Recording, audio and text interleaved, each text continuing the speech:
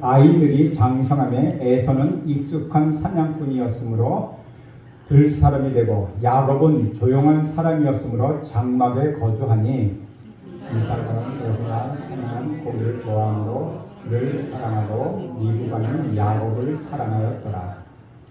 야곱이 죽을 수 없더니 에서가 들에서 돌아와서 심히 피곤하여 야곱이 이르되 내가 피곤하니 그 굵은 것을 내게 먹게 하라 한지라. 그러므로 에서의 별명은 에돔이더라. 야곱이 이르되 형의 장자의 명분을 오늘 내게 팔라. 에서가 이르되 내가 죽게 되었으니 이 장자의 명분이 내게 무엇이 유익하리요. 야곱이 이르되 오늘 내게 맹세하라. 에서가 맹세하고 장자의 명분을 야곱에게 판지라. 야곱이 떡과 팥죽을 에서에게 주매 에서가 먹으며 마시고 일어나 갔으니 에서가 장자의 명분을 가볍게 여김이었더라. 아멘. 이것은 주님의 말씀입니다. 오늘은 장자의 명분을 소중히 여긴 야곱과 장자의 명분을 소중히 여기지 않고 경홀히 여긴 에서의 이야기를 생각해 봅니다. 장자의 명분을 소중히 여긴 야곱, 반대로 하나님의 축복인 장자의 명분을 아주 경솔하게 여기고 우습게 생각하다가 뺏겨버린 에서에 관한 이야기, 한편으로 보면 참으로 우습기도 합니다. 이삭의 아내 리브가가 결혼한 지 20년 만에 낳은 아들은 놀랍게도 쌍둥이였습니다. 쌍둥이 중에 먼저 태어난 아이의 이름이 에서였고 나중에 태어난 아이의 이름이 야곱이었습니다. 예언처럼 한 태에서 두 국민이 자라났던 것입니다. 24절에서 26절을 보면 그 해산 기한이 찬즉 태에 쌍둥이가 있었더라.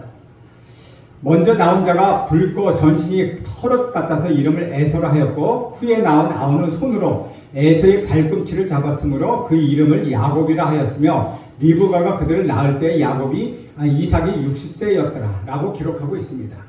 리브가가 낳은 쌍둥이의 이름은 그들의 삶과 걸맞는 이름이었습니다. 먼저 태어난 에서는 붉다라는 뜻과 털이 많다는 뜻, 에돔과 세일에서 나오는 이름입니다. 에서는 성경에 기록된 대로 몸에 붉은 털이 아주 많았고 성품이 강했습니다. 그런데 야곱은 에서와 정반대의 성품이어서 유약하고 의존적인 스타일의 사람이었습니다.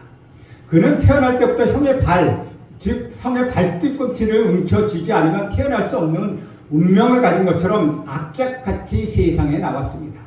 그래서 야곱은 약탈자라는 의미를 내포하고 있는 발뒤꿈치를 붙잡은 자, 걸려 넘어지게 하는 자라는 뜻을 가진 이름을 갖게 되었습니다. 야곱의 이름은 그의 의미 자체가 악착같고 약간의 사기성이 있고 심술궂다는 뜻이 있습니다. 사실 그의 성격이 꼭 그러하다기보다는 그렇게 하지 않으면 안 될 만큼 그는 약하고 겁이 많은 사람이었다는 것이죠. 겉으로는 강하게 나타나 보이는 사람일수록 어쩌면 그 사람 속으로는 약하고 겁이 많은 사람인 경우가 참으로 많습니다. 자기의 겁을 감추기 위해서 겉으로 강한 척하는 것이죠. 야곱은 형의 발 뒤꿈치를 붙잡지 않으면 불안하고 무의미하게 느껴졌던 존재였다는 것이죠. 그런데 27절에 보면 아주 짧은 구절이지만 에서와 야곱이 어떻게 자라난지 단적으로 보여주는 말이 있습니다. 27절 말씀 함께 있습니다. 시작. 그 아이들이 장성함에 에서는 익숙한 사냥꾼이었으므로 들 사람이 되고 야곱은 조용한 사람이었으므로 장막에 거주하니 라고 말씀하고 있습니다. 우리 주변에서 보통 쌍둥이가 아니더라도 한 가정에 애들이 여럿이 있어도 똑같이 자라는 경우 거의 없습니다. 한 부모에게서 태어난 또 성격과 스타일이 다르다는 것이죠. 어떤 자녀는 태어날 때부터 정서적으로 안정되고 잠도 잘 자고 우유도 잘 먹는 아이가 있는 반면에 똑같은 부모에게서 태어났는데도 신경이 예민하고 항상 불안해하는 아이가 있습니다. 이처럼 똑같은 조건에서 태어났고 자랐는데도 어떤 아이는 아주 강한 체력을 갖고 태어나는 반면 어떤 아이는 항상 병원 신세를 지어야 하는 그런 경우였다는 것이죠. 바로 저희 형님은 아주 건강한 스타일이었는데 저는 항상 병약한 스타일이었습니다. 그래서 항상 저는 주위에서 이렇게 합니다. 종합병원 갔다라고 얘기를 합니다. 그런데 우리 말에 그렇지 있죠. 골골해도 80은 산다. 골골 80이라는 말 있죠. 그만큼 자기가 병약하면 자꾸 조심하게 돼 있는데 건강한 사람은 자기 건강을 잘 돌보지 않는다는 거죠. 아주 어쨌든 이처럼 똑같은 조건에 태어나도 어떤 아이는 강한 체력을 갖고 어떤 아이는 반드시 병을 신세에 절여야 하는 경우가 있다는 것입니다. 어릴 때부터 자기중심적이고 쾌락적이면서 항상 모든 것을 움켜쥐는 욕심이 많은 아이가 있는 반면 누가 가르쳐주지 않았는데도 항상 베풀고 남을 배려하는 그런 아이가 있다는 것입니다. 또 어떤 자녀를 보면 말 잘하고 사람을 잘 사귀고 활달한 반면 어떤 아이는 말을 잘 안 하고 사람하고는 잘 못 사귀고 그냥 조용히 혼자 있기를 좋아하는 소심한 자녀도 있다는 것입니다. 우리는 이런 사실을 야곱과 에서라는 두 사람에게서도 발견할 수 있다는 것이죠. 27절에 보면 에서는 익숙한 사냥꾼이고 들사람이라고 표현하고 있습니다.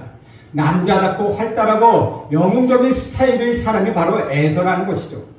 대개 이런 사람은 전술과 전략이 뛰어난 사람입니다. 에서에 대해 설명을 확대 해석해보면 아마도 그는 여행을 좋아했고 사업을 크게 벌리고 모험심이 강한 계책적인 성향을 가진 사람으로 언제나 불가능에 도전하는 모험심이 강했을 것입니다. 그러나 반면에 야곱은 어떤 사람이었습니까? 야곱은 아주 조용한 사람이기 때문에 늘 장막 안에 거하였다는 것이죠. 그는 분명히 내성적이며 소심하고 어디를 혼자서 가지 못하는 겁이 많고 부끄러움을 잘 타는 아이로서 누군가 도와주지 않으면 아무것도 못하는 아이였을 것입니다. 그런 그는 나이가 들어도 그 집안에 머물기를 좋아했다는 것이죠. 이런 사람들의 특징 중에 하나는 자기가 약하기 때문에 고자질을 잘하고 무슨 일이 생겨도 책임을 지지 않고 편하고 쉬운 일만 골라서 하고 어려운 일은 다른 사람에게 맡기는 경향이 있다는 것입니다. 즉 어려움을 있으면 정면 돌파하려고 하지 않고 어떻게 해서든 그것을 회피하려고 하죠. 이런 사람의 또 다른 특징은 소심하고 유약한 사람은 대범하지 못하기 때문에 작은 일에도 오해를 잘하고 의심을 잘한다는 것입니다. 이런 두 사람 중에 객관적으로 또 인간적으로 보면은 남자답고 멋지고 그럴듯해 보이는 사람은 누구이겠습니까? 바로 에서가 아니겠습니까? 이렇게 전혀 다른 두 스타일을 가진 쌍둥이 형제 에서와 야곱에 대하여 부모의 태도는 문제가 많았습니다. 28절도 함께 읽겠습니다. 시작. 이삭은 에서가 사냥한 고기를 좋아함으로 그를 사랑하고 리브가는 야곱을 사랑하였더라 라고 기록하고 있습니다. 자식에게 문제가 있는 것이 아니라 부모에게 문제가 있다는 것이죠. 아버지는 이삭을 병약하고 소심한 아버지 이삭은 병약하고 소심한 야곱을 별로 좋아하지 않았습니다. 반대로 씩씩하고 활달하고 자기가 좋아하는 고기를 늘 사냥해서 대접해주는 에서를 좋아했다는 것이죠. 그러니까 어떤 현상이 생겨납니까? 그 어머니를 반대로 하는 것입니다. 형에게 항상 뒤지고 아버지에게 별로 사랑을 받지 못하고 나약하고 병약한 야곱을 끼고 도는 것입니다. 리브가는 철저하게 야곱의 편이었고 또 성경도 그렇게 말하고 있습니다. 여기서의 가정의 불행이 시작되는 것입니다. 사랑하는 여러분, 한 부모에서 나온 자녀가 성격이 달라도 부모는 똑같이 사랑해야 합니다. 그러나 인간인 부모는 어쩔 수가 없습니다. 많은 자식 중에 특별히 더 사랑하는 자녀가 있어서 편애하기 마련이라는 것이죠. 그것 때문에 어린 자녀들은 말없이 상처를 받습니다. 나는 이 집에서 쓸모없는 존재야. 아버지는 나를 미워해. 왜 엄마는 나한테 이렇게 말하는 걸까? 라고 늘 소심해하죠. 사랑이라고 이름하고 있지만 받아들이는 자녀는 그렇지 않다는 것이죠. 저희 가족도 그런 면에서는 예외가 아니었습니다. 저희 형님은 참 공부를 잘했습니다. 언젠가 말씀드렸지만 초등학교 1학년부터 대학 졸업할 때까지 1등을 놓치지 않은 저희 형님이었습니다. 서울대학교 법대를 들어가서 사법고시를 통과하고 변호사가 되었습니다. 그리고 목회자를 걷기 위해서 또 신학 공부도 했습니다. 신학 공부를 할 때 항상 1등을 해서 장학금을 탈 정도로 매번 1등을 했습니다. 그래서 어느 때는 미안해서 다른 사람한테 양보하기도 했다는 것이죠.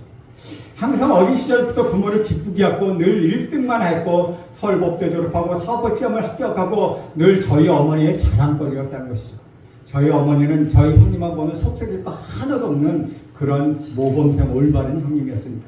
그런데 저는 늘 말썽만 피우고 공부도 형님만큼 썩 잘하지 못하고 성질도 못돼서 동네에서 골목대장 노릇하는 함으로 인하여 저희 어머니의 근심거리였습니다.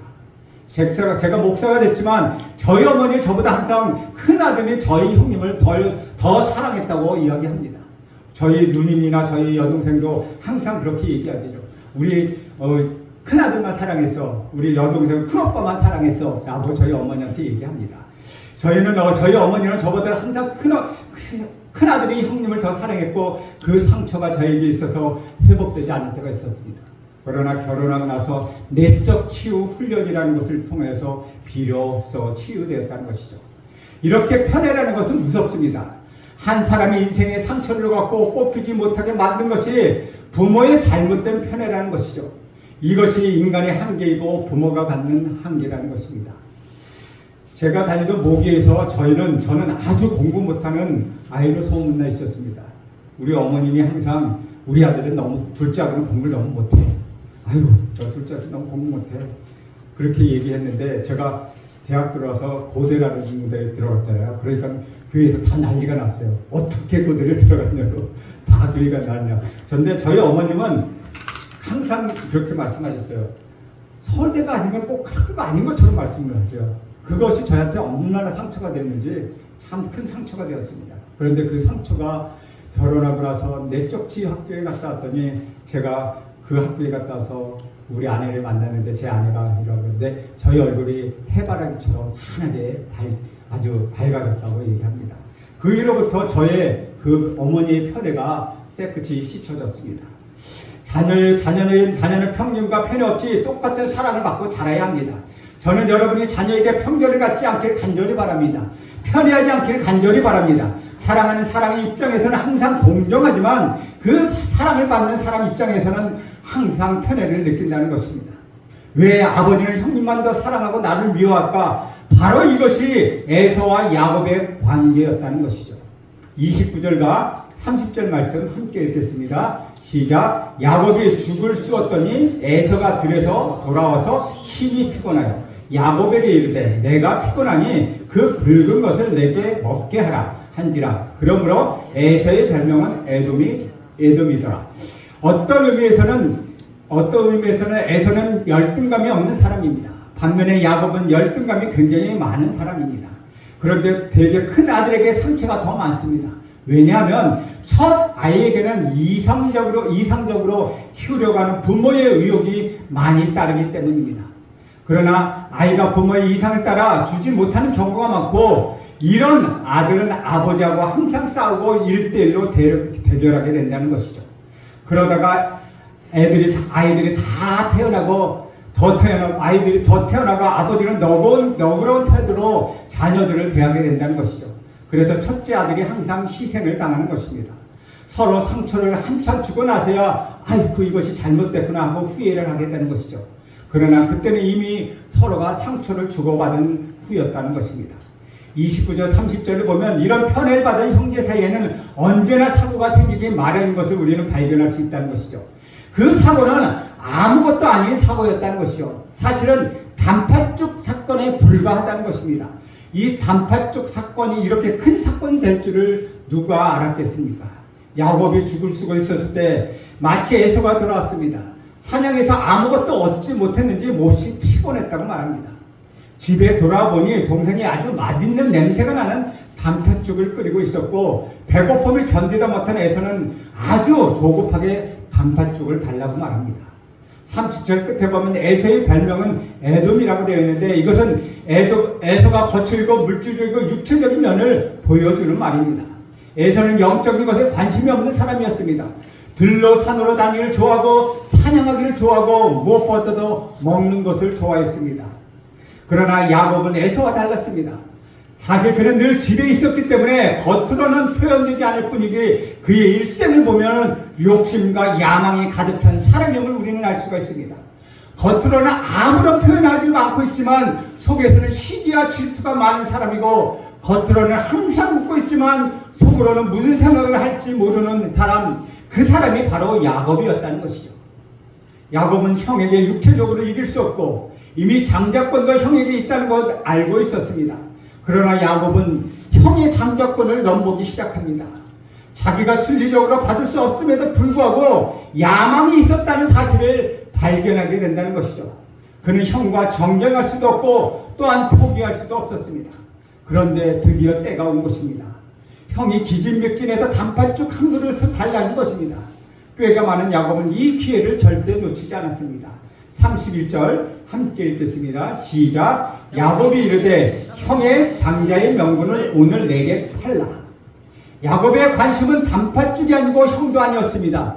야곱은 기회가 되면 어떻게 해서든지 형의 장자의 명분을 가지고 싶었다는 것이죠.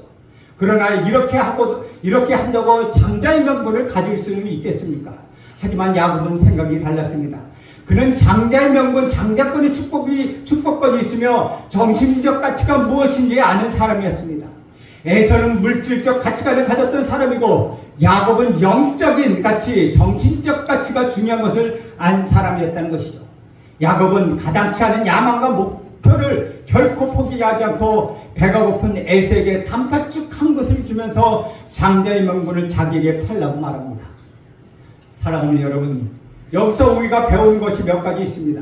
비록 야곱이 내성적이고 병약한 사람이고 형의 그늘에 살았던 사람이지만 장자의 명분이 얼마나 중요한지 그는 알고 있었다는 것입니다. 이것을 우리들이 높이 사야 합니다. 영적인 가치, 정신적인 가치가 지금 당장 내 배를 배불리게 하고 쾌락을 누리게 하고 많은 것을 소유하게 하는 것보다도 중요하다는 것을 우리는 알아야 한다는 것이죠. 주 안에서 사랑하는 여러분, 에서는 들에서의 사냥꾼이었지만 야곱은 형의 장자의 명분을 사냥하는 사냥꾼이었다는 것이죠. 야곱은 자기가 원하는 것은 어떤 방법을 통해서도 얻어내는 사람이었습니다. 그가 얻은 성공은 불법은 아니지만 교활하게 얻은 성공이었다는 것이죠. 여러분, 어떤 사람이 교활한 사람입니까? 상대방의 약점을 이용해서 일을 만드는 사람입니다. 요즘 우리나라 정치가 그렇습니다. 상대방의 약점은 물고 늘어져서 자기가 원하는 바를 얻어내려고 하고 있죠. 선거철이 다가오니 더욱더 그렇습니다. 자기가 어떻게 해서라도 공천을 받고 어떻게 해서라도 국회의원에 당첨되려고 다른 사람들의 약점을 꿰잡고 그것을 이용해서 홍보하기도 한다는 것이죠. 이렇게 야곱의 얻은 성공, 그가 선택한 방법은 하나님의 원하는 방법이 아니었다는 것에 문제가 있다는 것이죠. 우리 32절 말씀 함께 읽겠습니다. 시작. 에서가 이르되 내가 죽게 되었으니 이 장자의 명분이 내게 무엇이 유익하리요. 에서의 문제는 무엇입니까? 장자의 명분의 중요성을 전혀 모르고 배가 고파서 단팥죽 한 그릇을 먹어야 한다는 현실 때문에 장자의 명분을 버린 사람입니다. 놀랍게도 오늘날 우리는 이런 에서의 논리가 설득력 있는 사회의 현실 속에서 살아가고 있다는 것이죠. 영적인 것보다 물질적인 것이 더 중요하게 취급되고 있는 것이 현실이라는 것이죠. 국가의 모든 예산은 여기에 집중되어 있습니다. 경제나 정치나 논리가 신앙보다 앞서고 있다는 것이죠. 우선 먹고 살아야 한다는 것입니다. 나라와 국가와 민족이 없이 하나님이 무슨 소용이 있겠습니까? 라고 말하는 것입니다. 33절 말씀도 함께 읽겠습니다. 시작. 야곱이 이르되 오늘 내게 맹세하라. 에서가 맹세하고 장자의 명분을 야곱에게 판지라. 여기서 아주 중요한 두 가지 사실을 얻습니다. 첫째는 영적이고 정신적인 가치를 소홀히 여기지 말라는 것이죠. 경제지표나 실물경제나 외환규모나 실업률, 경제정의가 중요하다는 것이 아니라는 것입니다. 그러나 그런 가치가 도덕이나 윤리나 정신적 가치보다 앞설 때 그 나라는 붕괴되고 있다는 것이죠. 이렇게 결정적으로 망하는 사람이 바로 에서였다는 것이죠. 이런 것보다 더 중요한 것은 장자의 명분이요 영적인 특권이라는 것을 알아야 한다는 것이죠. 34절 말씀 함께 있습니다. 시작. 야곱이 떡과 팥죽을 에서에게 주매 에서가 먹으며 마시고 일어나 갔으니 에서가 장자의 명분을 가볍게 여김이었다. 에서가 장자의 명분을 경홀히 여겼기 때문에 장자의 명분을 뺏기고 결국은 야곱한테 축복이 넘어가고 말았습니다. 우리나라는 온통 먹자판입니다. 소비와 쾌락의 문화가 가득 차 있습니다. 그저 먹고 놀고 쾌락을 누리고 먹고 마시는 것에 가득 차 있어 정신적인 가치를 찾아볼 수 없는 피폐한 나라가 되어 가고 있죠. 요즘 유튜브에서도 먹방이라는 방송이 유행하고 있지 않습니까? 책을 읽는다든지 묵상을 한다든지 고통을 겪는다든지 정신적 가치를 추구한다든지 도덕적 가치를 추구한다든지 하면은 어디서도 찾아볼 수가 없다는 것이죠. 이것이 우리가 살아가고 있는 불행한 사회이며 이것이 바로 에서의 사회였다는 것이죠. 야곱에게서 배워야 할 두 번째는 아무리 좋은 것도 인간적으로나 인위적으로는 얻어서는 안 된다는 것입니다. 복은 하나님이 주신다는 것입니다. 복은 강탈한다고 해서 나오는 것이 아니라 하나님이 주실 때까지 기다려야 복이 찾아온다는 것이죠. 이것이 바로 복의 순리여야 합니다. 무리수를 주면 복은 결코 찾아오지 않습니다. 그러나 야곱은 무리수를 주었습니다. 인위적으로 인간적으로 이 복을 가지려고 노력했다는 것입니다. 국가의 경영과 개인의 삶에 있어서도 이러한 원리는 마찬가지입니다. 복은 자연스럽게 하나님이 주실 때까지 기다려야만 한다는 것이죠.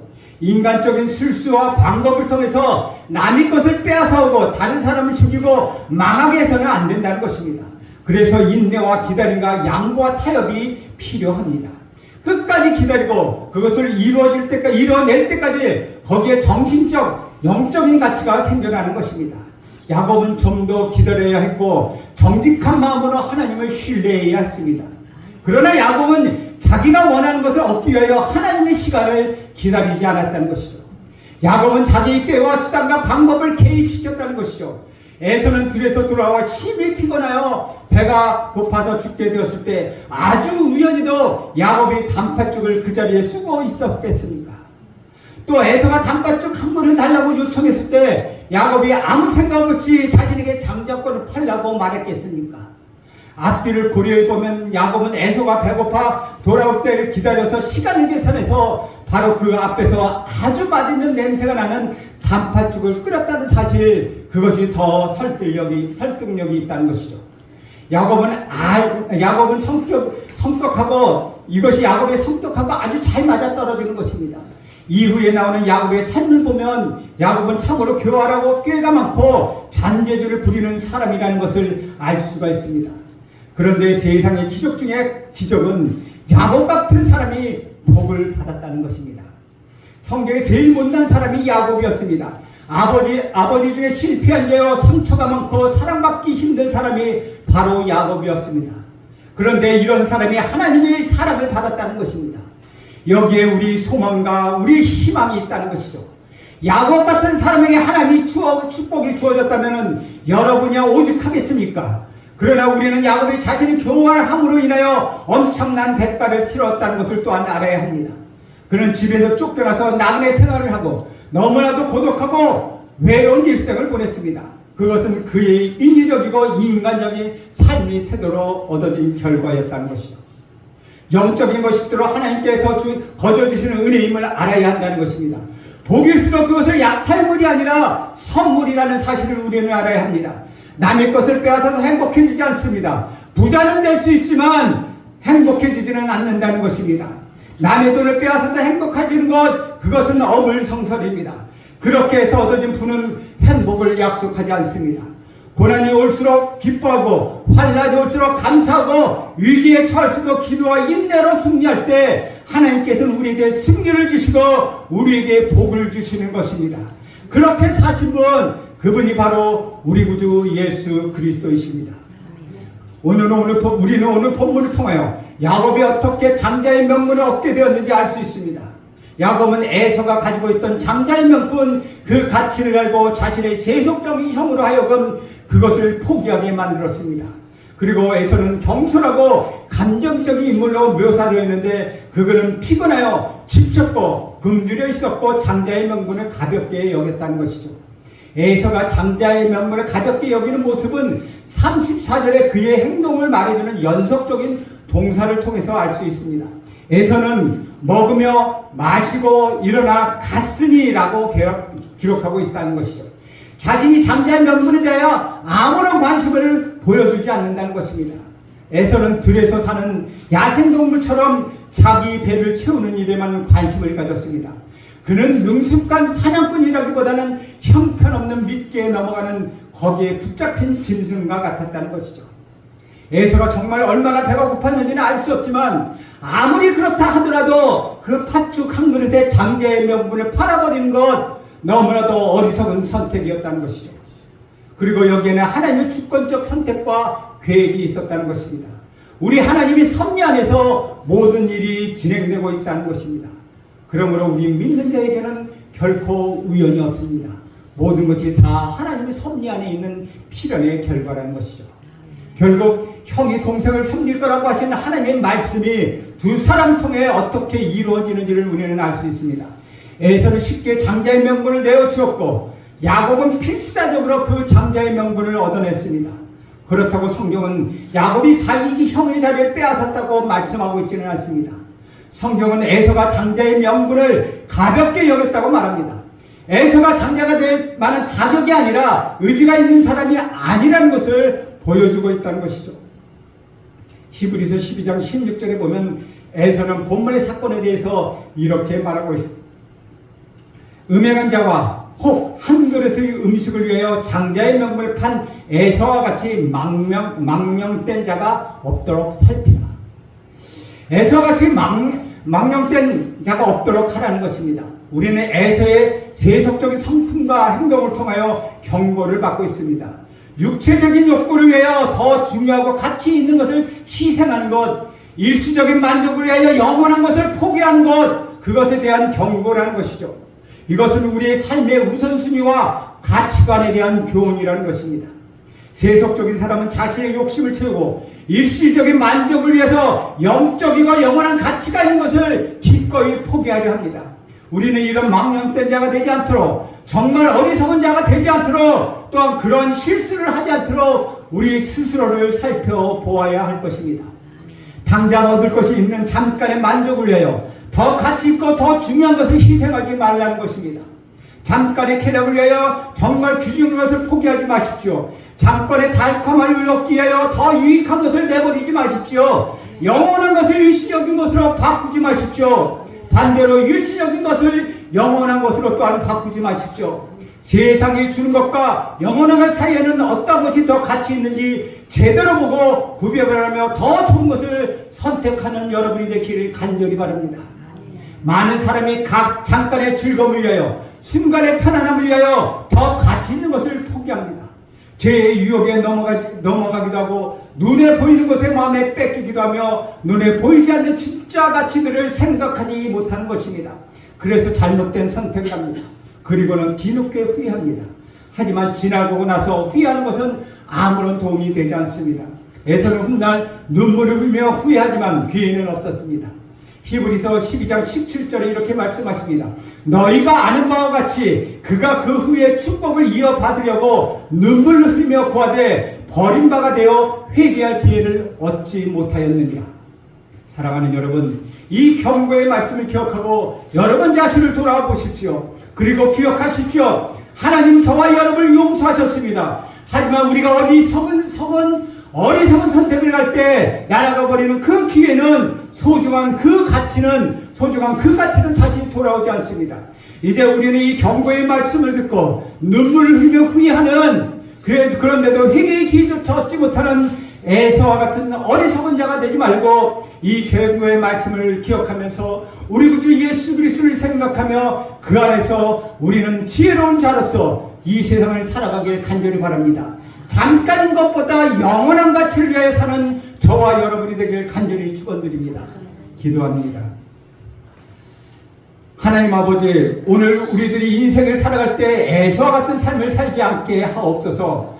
또한 야곱이 축복을 받았지만 그가 부렸던 잔꾀와 같은 권모와 술수로 인생을 살지 않게 우리를 도와주옵소서. 예수님의 이름으로 기도합니다. 아멘.